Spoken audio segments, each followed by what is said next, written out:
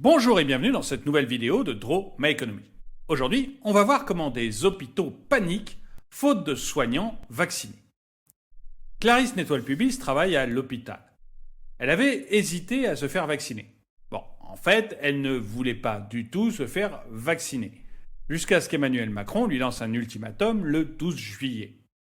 Rappelez-vous, Emmanuel Macron avait annoncé que si au 15 septembre, les personnels soignants n'étaient pas vaccinés, ils perdraient leur job.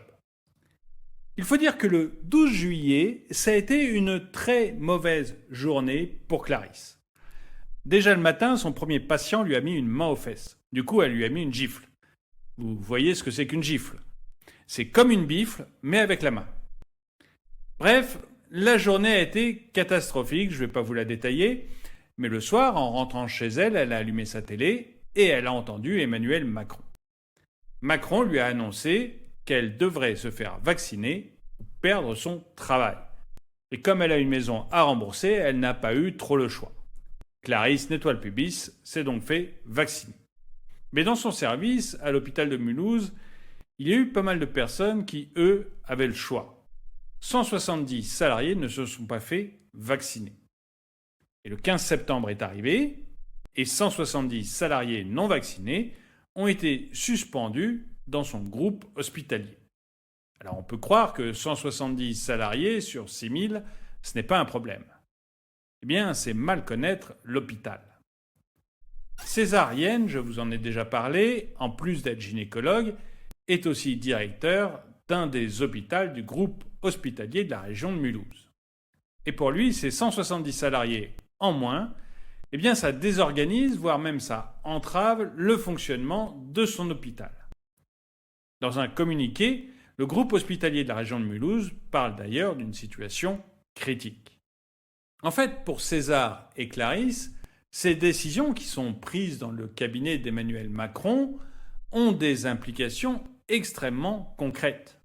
Et pour les patients aussi.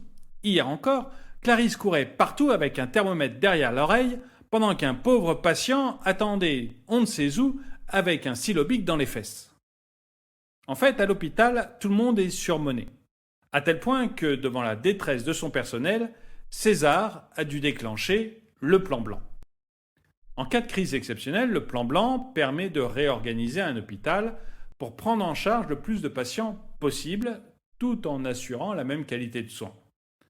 Dit plus simplement, on essaye de faire aussi bien avec moins de moyens. Généralement, on déprogramme les opérations urgentes. Mais c'est rarement pour le plaisir qu'on va se faire opérer. En tout cas, je ne sais pas vous, mais moi, en général, pour qu'un homme commence à mettre ses doigts à l'intérieur de moi, il faut une sacrée bonne raison. Autre conséquence du plan blanc, on appelle le personnel absent ou en congé pour venir en renfort. Ce qui, pour un personnel déjà fatigué, doit pas être très sympa. Et puis, des sorties anticipées de patients sont mises en place. Ne vous en faites pas, monsieur, vous finirez vous-même chez vous.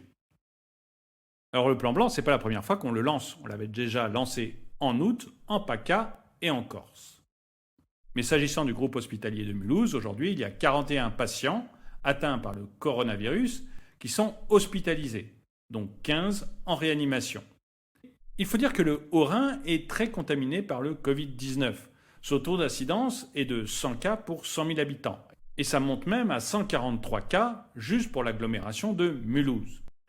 D'ailleurs, les gens y sont relativement peu vaccinés. Il y a 63,9% de la population qui est totalement vaccinée dans le Haut-Rhin, ce qui est beaucoup plus faible que dans le reste de la France. Et je vais me permettre d'aller plus loin. Sans vouloir faire de mauvais esprit. La première vague est venue du Grand Est. La deuxième vague et la troisième vague sont venues du Grand Est. Et c'est dans le Grand Est qu'il y a le taux d'incidence le plus grand. Alors, moi je dis, rendons le Grand Est à l'Allemagne pour en finir avec ce virus. Mais malheureusement, il n'y a pas que les hôpitaux de Mulhouse qui sont dans la panade. Marseille aussi. À l'AP-HM, c'est une trentaine de soignants qui ont été suspendus pour non-vaccin.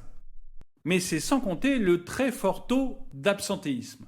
C'est-à-dire qu'il y a beaucoup d'absents parmi les soignants. Alors il y en a toujours eu à Marseille, mais là c'est particulièrement important. Et on peut imaginer que plusieurs soignants se sont fait porter pâle pour éviter d'avoir à se faire vacciner.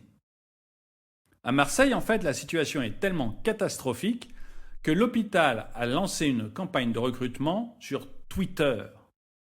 On a presque l'impression que si vous avez un diplôme d'infirmier et que vous êtes vacciné, c'est bon, vous serez recruté par l'hôpital de Marseille. Mais vous, qu'est-ce que vous en pensez ? Croyez-vous que, pour des raisons finalement politiques, on risque de mettre en danger ce qui reste de nos hôpitaux ? Ou alors est-ce que vous comprenez cette obligation vaccinale des soignants ? Dites-le moi dans les commentaires. Et le proverbe du jour. La bonne longueur pour les jambes, c'est quand les pieds touchent bien par terre. Merci d'avoir regardé cette vidéo, mettez-lui un pouce vers le haut, commentez-la, partagez-la.